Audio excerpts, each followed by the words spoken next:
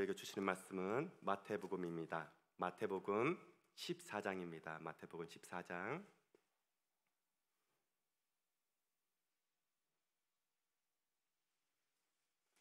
마태복음 14장 22절에서 33절입니다. 신약으로는 24페이지입니다.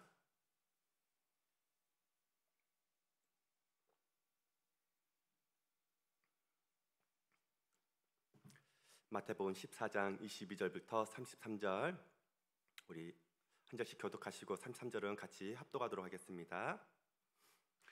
예수께서 즉시 제자들을 재촉하사 자기가 무리를 보내는 동안에 배를 타고 앞서 건너편으로 가게 하시고,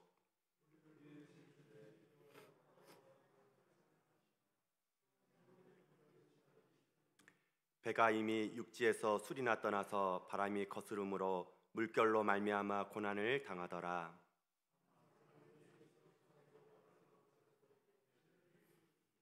제자들이 그가 바다 위로 걸어오심을 보고 놀라 유령이라 하며 무서워하여 소리 지르거늘,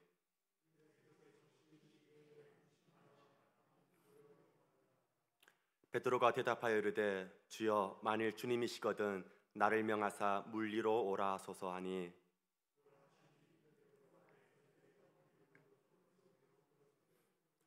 바람을 보고 무서워 빠져가는지라 소리질러 이르되 주여 나를 구원하소서 하니,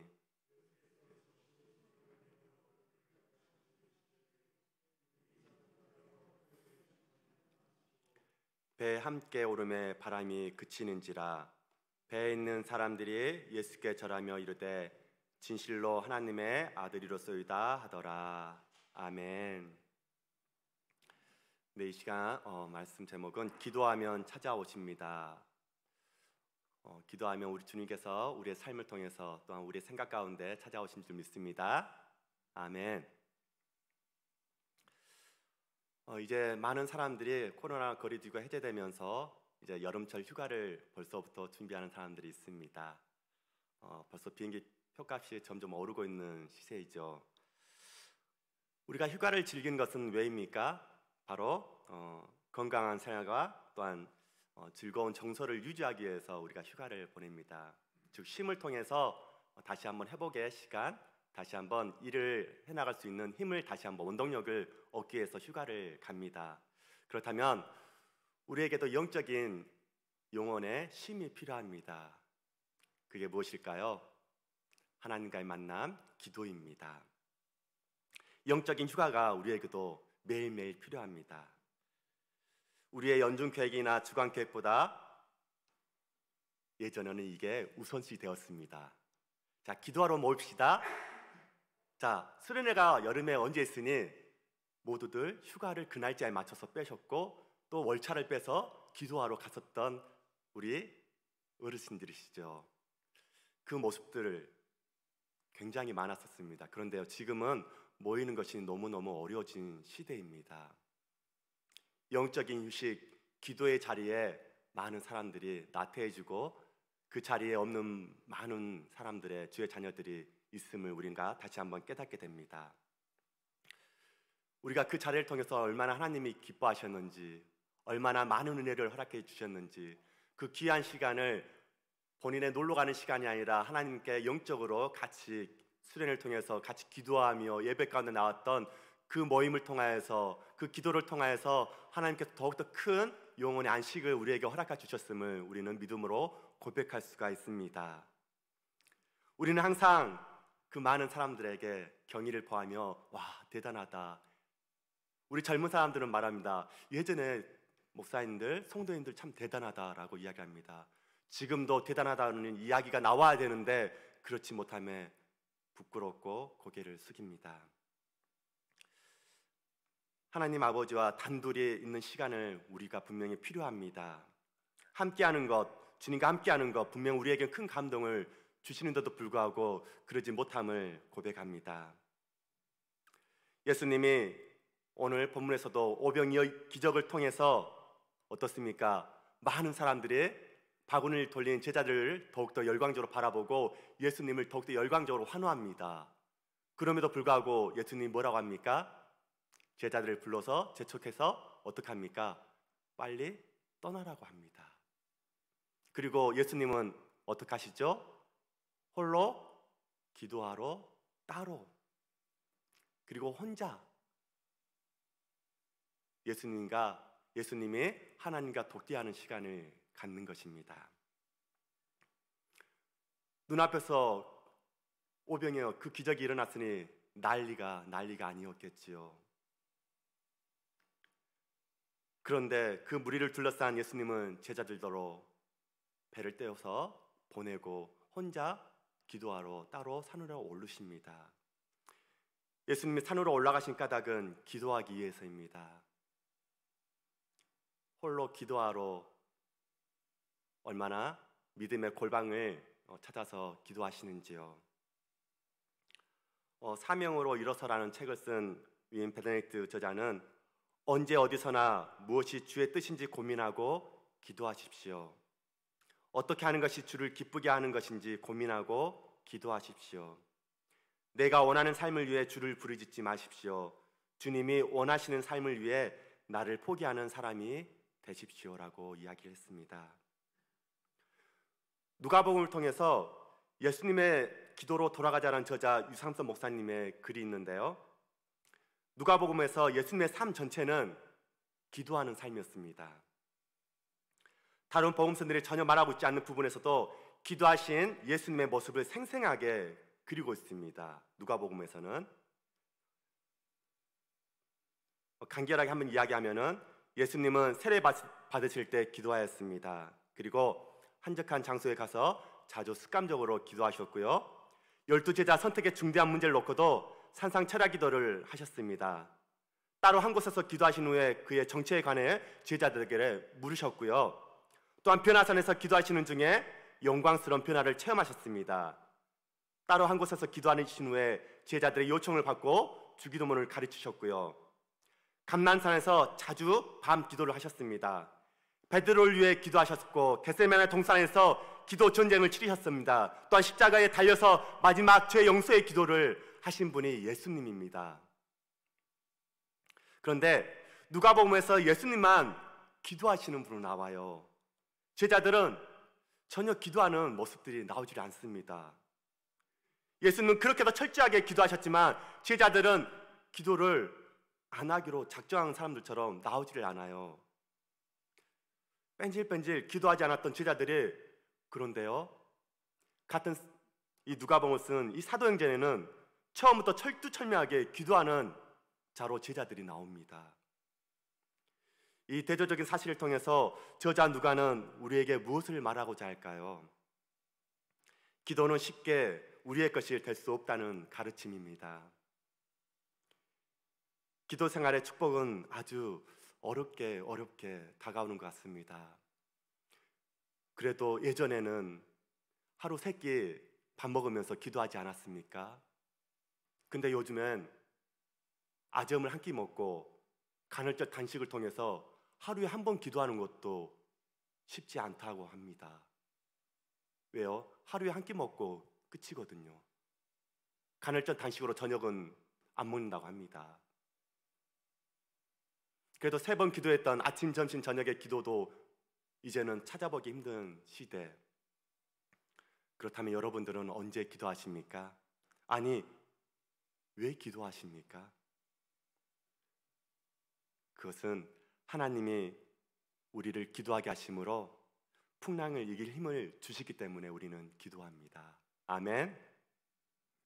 일이 잘 안 될 때, 아플 때, 또 자녀가 힘들 때 기도하지 않습니까? 우리는 무슨 일이 닥쳐야 기도할 마음을 갖습니다. 그러나 예수님은 어떻습니까? 이적을 맛본 후에 주님이 주신 더 큰 평안함으로 기도하러 주님은 떠나셨습니다.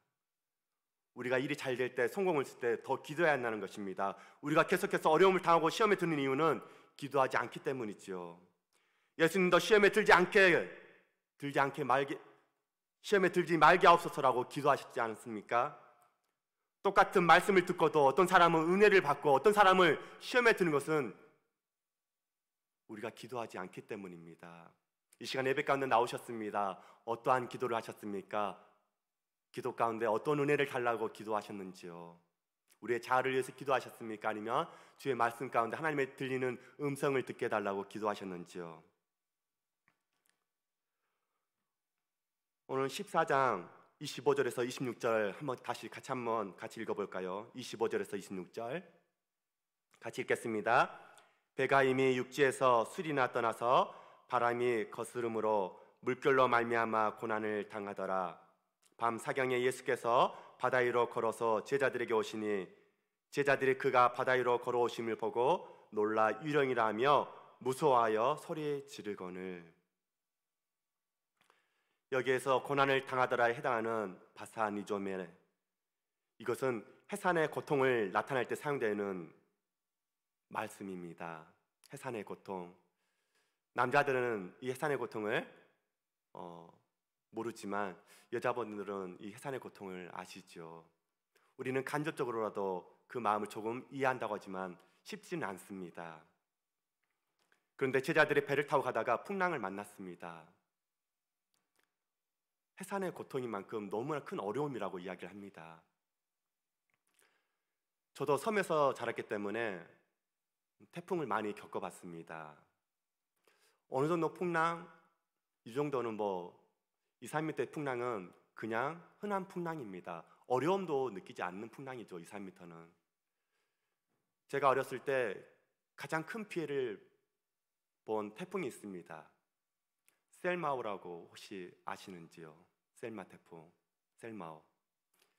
이 태풍이 기상청에서 우리나라를 지나가지 않는다고 기상청에서 발표를 했는데, 그래서 모든 섬에서 바다에 나가서 작업을 하고 있는 중에 이 셀마오가 그대로 우리나라를 지나쳐 갔습니다. 그래서 우리 섬에서 많은 사람들이 죽었습니다. 그 태풍은 어마어마했습니다. 학교 담이 한 5m 정도 떨어져 있습니다. 바다에서. 그리고 높이도 한 5m 정도 됩니다. 파도가 벽을 치면서 그 위로 올라올 정도로 태풍이 쳤던 셀마오였습니다. 5m 이상 파도가 치는 것을 한번 보셨습니까? 목격하셨습니까? 5m면 이 정도 되지 않을까 싶은데요.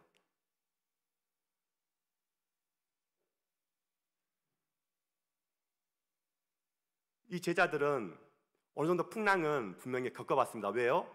거의 이 제자들도 어부였기 때문에 어느 정도 풍랑은 힘들지도 않습니다. 그런데 해상의 고통만큼 힘들었다는 풍랑은 굉장히 어려운 파도였다는 것입니다. 대단한 풍랑이었다는 것입니다. 그냥 흔한 풍랑이 아니었다는 것이죠. 우리는 많은 고난을 당합니다. 빌립보서 1장 29절에 이렇게 말하고 있습니다. 그리스도를 위하여 너희에게 은혜를 주신 것은 다만 그를 믿을 뿐 아니라 또한 그를 위하여 고난도 받게 하려 하심이라. 고난도 받게 한다고 이야기하고 있습니다. 고난이 내게 준 선물이라는 바실레아 슬링크라는 저자가 쓴 책 내용 가운데 성경의 한 구절이 내 마음을 감동시켰고, 그 말씀은 놀라운 방법으로 내 삶에서 실현되었습니다. 그 말씀은 고린도후서 12장 9절인데 내 은혜가 내게 족하도다. 이는 내 능력이 약한 데서 온전하여짐이라. 이 구절은 내 마음속에 생생하게 울려 퍼지는 승전가가 되었다고 이야기를 합니다. 주님의 능력이 약함 안에서 완전해진다면 우리가 약함을 두려워할 이유가 무엇이 있겠냐고 이야기하고 있는 것이죠. 내가 약할 때 주님께서 우리를 통해서 주님의 능력을 나타내실 것이다. 그리고 주님의 능력은 우리의 능력보다 훨씬 강하다고 고백하고 있는 것입니다. 이 얼마나 놀라운 약속입니까? 우리가 약하기 때문에 주님의 능력으로 인해서 이 세상 가운데 늘 승리의 삶을 살아갈 수 있는 이유입니다. 우리의 인생에도 분명히 풍랑이 고난이 닥쳐옵니다. 어떤 인생도 사망의 음침한 골짜기를 피할 수가 없습니다. 거친 풍랑은 우리 또한 우리 자녀들도 분명히 닥칩니다. 하지만 아무리 안타까워도 우리 자녀 대신 그 풍랑을 겪을 수는 없습니다. 우리는 다만 사망의 음침한 골짜기에서 승리하는 법을 그 자녀에게 가르쳐 줄 수 있을 뿐입니다. 그런데 오늘 본문에서 밤 사경은 로마식 시간으로 새벽 3시부터 6시 사이를 가리키고 있습니다. 어둠컴컴한 시간대죠. 새벽 3시부터 6시 사이면 모두들 잠들어 있는 시간, 누구도 움직이지 않는 시간입니다. 칠흑 같은 어둠의 시간입니다. 그 시간에 풍랑이 있는 바다에 올 사람이 누가 있을까요? 그런데 아무도 올 수 없는 그 시간과 장소에 누가 오셨습니까? 예수님이 오셨습니다. 예수님이 아무도 올 수 없는 고난과 힘들고 어려운 그곳에 예수님이 우리를 찾아오신다는 것입니다. 우리가 해결할 수 없는 문제를 누가 해결하십니까? 예수님이십니다. 예수 그리스도이십니다. 우리들은 삶을 살아오면서 많은 힘들고 어려운 부분을 이야기합니다. 성도님들의 고난과 어려운 이야기를 듣다 보면 예수님이 정말 이 세상 가운데 살아오면서 우리들은 정말 고난과 어려움이 없는 인생은 아니구나, 조금의 힘들고 어려움 분명히 다 찾아오는구나, 그렇게 주님이 우리를 찾아오시고 우리를 만져주시고 우리를 회복시켜 주시는구나, 그 내가 어찌 얼마나 감사한지 믿음의 고백을 드리게 됩니다. 우리의 큰 풍랑 속으로 들어오시는 분은 어떤 이도 아닙니다. 예수님밖에 없습니다. 사람들은 그 시간에 그 장소에 절대 오지 않습니다. 예수님이 어떻게 오셨습니까? 무리를 걸어오셨습니다. 예수님은 무리를 걸어오니 얼마나 좋습니까? 나와 같은 사람이라면 어려울 텐데 예수님이 무리를 걸어오시니까 너무 좋습니다. 왜 그렇습니까? 예수님은 우리랑 비슷한 문제로 걱정하지 않으시기 때문입니다. 능력 있으신 예수님, 무리를 걸으시는 예수님, 그렇게 우리가 주님께 기도하며 주님을 의지하며 우리가 고백하지 않습니까?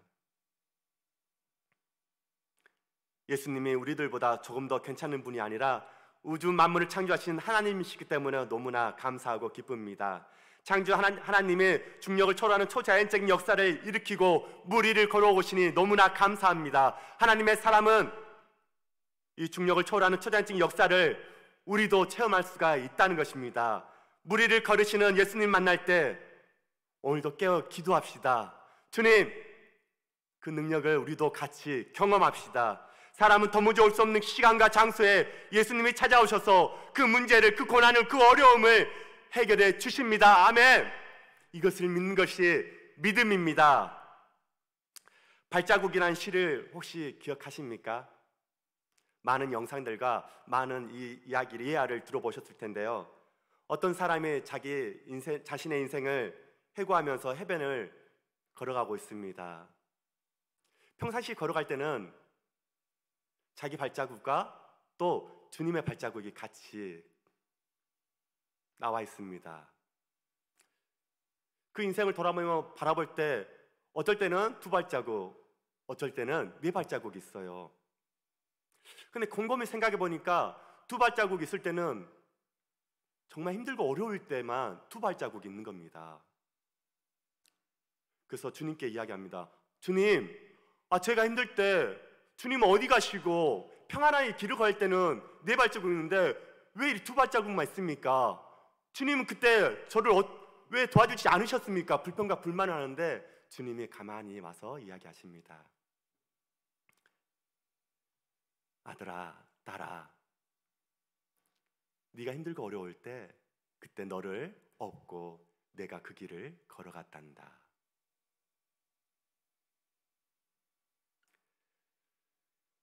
그 발자국은 주님의 것이었습니다. 우리의 발자국이 아니라 주님께서 친히 그 십자가의 길을 걸으셨다는 것입니다. 어떤 인생이든 힘들고 어려움은 분명히 찾아옵니다. 또한 한 번 왔다고 해서 다시 오지 않나요? 아닙니다. 또 옵니다. 그렇기에 언제든 그 풍랑을, 어려움을 뚫고 우리 주님은 달려오십니다. 언제요? 기도할 때요. 지금 어려운 일을 겪고 있습니까? 떠올릴 때마다 눈물이 펑펑 쏟아지는 기도 제목이 혹시 있으십니까?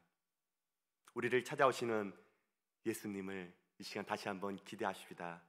예수님이 찾아오셔서 그 모든 문제를 해결해 주십니다. 아멘.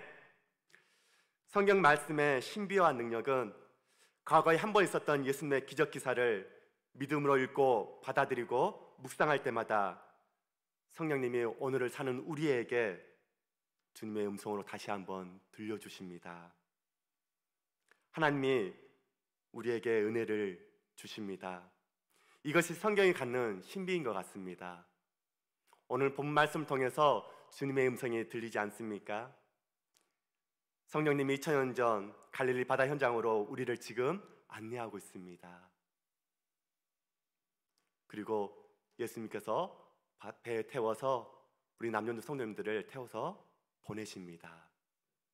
너무나 어려운 풍랑에 힘들고 어려움을 붙잡고 우리가 예수님을 찾고 있습니다. 제자들이 처했던 자리를 우리를 있게 하십니다. 또한 제자들과 동행시해서 우리 자신을 보게 만드십니다. 우리 자신이 제자들처럼 바로 지금 힘들게 노를 저으면서 풍랑과 싸우고 있는 우리들의 모습을 발견하게 됩니다. 또한 제자들을 찾으시는 주님을 영적인 마음에 모시면서 그분을 통해서 내니 안심하라, 이 주님의 음성이 얼마나 감사한지요. 성령님이 성경 말씀을 통해서 우리에게 은혜를 주시는 이 얼마나 감사한 방법인지요. 2000년 전으로 돌아가서 제자들과 우리 자신을 동일시할 때 그 사건이 비록 과거의 사건이지만 성령 안에서 항상 살아있는 생생한 사건으로 우리 앞에 지금 재현되고 있는 하나님의 은혜, 예수님을 만남을 통해서 성령님이 다시 한번 살아계신 그 은혜를 생생하게 경험하게 하시니 얼마나 감사한지요. 우리는 풍랑을 만난 제자들이 이제 우리 자신임을 다시 한번 깨닫습니다. 예고 없이 돌풍이 불면서 물결이 금방 사나워지는 것으로 유명한 갈릴리 바다, 영락 없이 우리가 살고 있는 이 세상과 같지 않습니까? 아무 일도 일어날 줄 알았는데, 이제 다 괜찮다고 생각했는데 그래도 여전히 어렵고 힘든 문제들이 하나씩 나오지는 않습니까? 제자들은 무려 9시간 동안 이 바람을 막고 풍랑과 싸워야 했습니다. 1시간이면 갈 수 있는 그 길인데 벌써 9시간이 넘도록 바다에서 땀 흘리며 노를 젓고 있는 제자들, 아니 고난과 싸우고 있는 우리들의 모습들, 아직 목적지에 이르지 못하고 물살에 밀려서 계속 헤매고 있는 제자들, 우리들의 모습을 이 시간 돌아봅시다. 대부분의 사람들은 자신의 과거를 돌아보면서 참 쉽지 않은 인생을 살았다는 느낌을 표현하고 이야기를 합니다. 힘들게 노를 저어야 했던 제자들처럼 인생을 살았고 지금도 그렇게 살고 있고 앞으로도 그렇게 살지도 모르겠다는 생각을 우리는 많이 합니다. 이렇듯 우리 인생이 마치 돌풍에 말려서 정정 근거하는 갈릴리 바다 위의 제자들과 다를 바 없음을 이 시간 고백하고 다시 한번 주님이 우리를 찾아오심에 얼마나 감사가 된지요. 우리 인생 그렇게 쉽지 않음을 우리가 고백합니다. 평탄치 않음을, 막지 않는 날이 있음을 우리가 고백합니다. 막힌 담을 흘러난 책을 쓴 엘리베스 알베스가 이야기합니다. 기도는 주님에 대한 사역입니다 라고 이야기를 하면서, 우리는 하나님의 제사장으로 부르심을 받았습니다. 사람에 대한 사역 전에 반드시 하나님에 대한 사역이 있어야만 합니다. 하나님의 자녀로서 찬양과 예배로 주님을 섬기며 기도와 묵상으로 주님과 교제하는 일에 실패하지 맙시다 라고 이야기를 합니다. 우리가 기도의 끈을 놓지 않기를 소망합니다. 기도에 실패하지 않기를 바랍니다. 기도로서 예수님이 찾아오셔서 그 모든 것을 해결해 주심에 감사와 기쁨으로 우리 모두 찬양하며 나아갑시다. 어렸을 때 읽었던 우솝 이야기, 토끼와 거북이 너무나 잘 아시죠? 이 토끼와 거북이를 통해서 우리들은 어떤 생각을 하셨는지요? 그래, 우리는 꾸준히 매일매일 그렇게 달리면 될 거야. 이 이야기를 통해서 대충 이런 생각으로 그 생각에 동의하며 같이 살아오지 않으셨는지. 그런데 토끼와 거북이는 아무리 생각해도 출발점이 다르지요. 아무리 생각해도 같이 출발하는 지점도 다르고 분명히 같이 이게 할 수 있다는 것, 이건 분명히 쉽지 않습니다. 상대가 분명히 되지 않습니다. 승패가 어떻게 보면 판가름 난 경지입니다. 애당초 이야기 소재가 되지 않는 부분인데도 불구하고 우리는 그냥 이것을 긍정하며 매일매일 열심히 꾸준하게 하루도 쉬지 않고 달리는 이 거북이에 대해서 이야기할 때가 있습니다. 그런데 우리는 요즘 우리의 일상을 가지고 어떻게 이야기합니까? 쉼의 시간을 가지라고 이야기를 합니다. 영적인 쉼의 시간을 혹시 가지고 계십니까? 믿음의 골방의 쉼을 통해서 하나님께 기도하며 하루의 영적인 쉼을 혹시 쉬고 계시는지요? 거북이의 승리에 일종의 쾌감을 느끼면서 그래, 토끼처럼 빠르지 않아도 괜찮아, 매일매일 꾸준하게. 그런데요, 우리가 토끼처럼 살아도 안 되지만 분명히 죽을지 살지도 모르고 앞으로만 나갔던 거북이처럼 일만 하다가 퍼지는 경우도 있다는 것을 잊지 마시기 바랍니다. 결과적으로 거북이의 느림은 토끼의 빠름보다 못할 것이 없었습니다. 또한 거북이의 느림보다 더 잘했던 것이 없는 토끼의 빠름이라는 것, 즉 이 두 가지를 함께 볼 수 있는 시각을 가진다면 오늘을 살아가는 우리들에게 더욱 좋은 교훈이 분명히 될 것입니다. 전도서 7장 14절에 이렇게 말하고 있죠. 형통한 날에는 기뻐하고 공고한 날에는 되돌아보아라. 이 두 가지를 하나님이 병행하게 하사 사람이 그의 장래일을 능히 헤아려 알지 못하게 하셨느니라. 형통한 날에도, 힘들고 어려운 날에도 좀 기도하고 살자. 주님께 매일매일 그 평안한 쉼을 살아가자. 팀 켈러가 말합니다. 기도는 성부 하나님과 참된 관계를 맺고 살아가기 위한 필수 요소입니다. 이것이 곧 기도의 핵심입니다. 기도는 하나님에게서 필요한 것을 얻어내는 수단이 아니라 그분과 관계를 맺는 수단입니다. 기도는 우리에게 말씀하시는 하나님께 대한 반응입니다. 기도는 하나님을 우리의 소원을 이루기 위한 수단이 아닌 목적으로 여겨 그분을 기뻐하는 것이 아니라 무슨 의미인지를 경험할 수 있게 해줍니다. 수단이 아니라 그분이 기뻐하시는 것이 무엇인지 우리가 기도를 통해서 그것을 알 수 있다고 이야기를 하고 있습니다. 기도는 신앙생활의 핵심입니다. 아멘. 기도는 하나님의 명령에 대한 복종일 뿐 아니라 우리의 영적 생존과 번영에 필요한 은혜를 받아들이는 중요한 수단입니다. 기도, 곧 하나님과의 교제를 통해 주어지는 이 기쁨이야말로 신앙생활의 가장 본질적인 의미에 속합니다. 기도하지 않으면 멀리서 어렴풋이 하나님의 존재를 의식할 수 있을 뿐 아니라 의식할 수 있을 뿐 그분과 참된 관계를 맺고 그 안에서 넘치는 기쁨을 누릴 수는 없다는 것입니다. 우리는 각자의 삶의 상황에 맞춰 은밀한 기도의 습관과 형태를 다양하게 발전시켜야 할 것입니다. 기도의 골방이 있으십니까? 다시 한번 묻습니다. 마태복음 6장 6절에 너는 기도할 때 내 골방에 들어가 문을 닫고 은밀한 중에 계신 내 아버지께 기도하라. 은밀한 중에 보시는 내 아버지께 갚으시리라. 말씀을 마무리하겠습니다. 사랑하는 우리 성도 여러분, 풍랑 가운데 찾아오시는 예수님을 기대하십시오.